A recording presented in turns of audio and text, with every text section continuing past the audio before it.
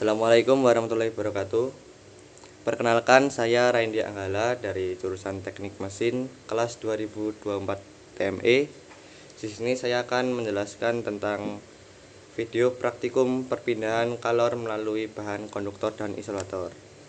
Dalam tema laporan ini berjudul efisiensi konduktor dan isolator dalam perpindahan kalor. Langsung saja dalam videonya. Untuk tujuan praktikum ini yaitu untuk mengetahui bahan apa yang paling efisien dalam perpindahan kalor, seperti pada judul laporan praktikum ini. Khususnya itu. Untuk tujuan lain yaitu kita dapat mengetahui prinsip dasar perpindahan panas khususnya konduktor dan isolator. Yang kedua, faktor apa saja yang mempengaruhi kecepatan perpindahan panas itu. Untuk kajian materi yang perlu dipahami pada praktikum ini yaitu yang pertama yaitu perpindahan kalor. Kalor sendiri yaitu energi yang berpindah akibat perbedaan suhu. Dalam praktikum ini fokusnya adalah konduksi, yaitu perpindahan panas melalui benda padat. Yang kedua yaitu konduksi kalor. Konduksi terjadi ketika partikel-partikel pada bahan yang bersuhu tinggi mentransfer energi ke partikel bersuhu lebih rendah secara langsung tanpa perpindahan massa. Yang ketiga yaitu konduktor dan isolator. Konduktor sendiri yaitu bahan yang mampu menghantarkan panas dengan baik. Yang kedua yaitu isolator, bahan yang sulit menghantarkan panas. Pada praktikum yang saya gunakan yaitu aluminium, seng, stainless sebagai konduktor dan styrofoam sebagai isolatornya. Yang selanjutnya yaitu hukum Fourier. Hukum Fourier ini digunakan untuk menghitung laju perpindahan kalor secara konduksi. Untuk metode praktikumnya yang pertama yaitu persiapkan seluruh peralatan praktikum seperti termogan, stopwatch atau timer, wadah kaca, air mendidih, dan peralatan konduktor dan isolatornya. Seperti yang saya gunakan yaitu seng, stainless, aluminium, dan styrofoam. Untuk langkah-langkah praktikumnya yaitu taruh mentega pada ujung bahan praktikum. Lalu masukkan bahan praktikum pada air yang sudah mendidih seperti video di samping. Setelah itu timer untuk pengukuran praktikumnya. Setelah waktu pencelupan selesai, segera angkat bahan praktikum dari air mendidih.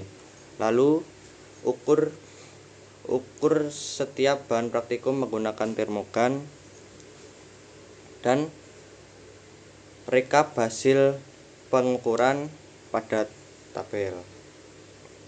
Nah, untuk data hasil praktikum dilakukan dengan menggunakan dimensi dengan setiap bahan konduktor dan isolatornya itu sama dengan ukuran 10 kali 5 kali 0,5 cm. Nah, dengan waktu pencelupan 1 menit, dan ini adalah untuk hasil pendataan kami dari praktikum. Untuk teknik analisis datanya yaitu pengukuran suhu awal dan akhir seperti yang kita lakukan pada pengukuran termogan tadi. Yang kedua yaitu perhitungan perubahan suhu dengan rumus delta T sama dengan T1 dikurangi T2. Lalu perhitungan kalor dengan hukum Fourier. Hukum Fourier ini dilakukan untuk mengukur perpindahan kalor secara konduksi. Secara sistematisnya dirumuskan dengan G sama dengan min KA delta T per delta X, di mana G sama dengan laju perpindahan kalor dengan satuan watt, K yaitu konduktivitas termal bahan dengan satuan W per mK, dan A yaitu luas penampang bahan dengan satuan meter kuadrat. Delta T yaitu beda suhu antara dua ujung bahan dengan satuan derajat Celcius. L sama dengan panjang bahan atau jarak perpindahan panas dengan satuan meter.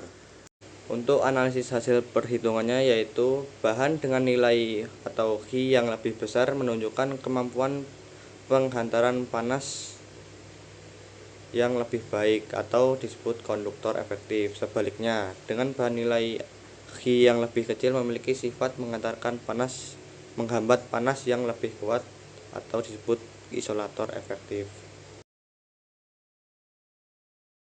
Faktor-faktor yang mempengaruhi laju perpindahan kalor yaitu seperti yang kita ketahui pada rumus hukum Fourier tadi. Yang pertama, konduktivitas termal. Semakin tinggi maka semakin cepat panas yang mengalir.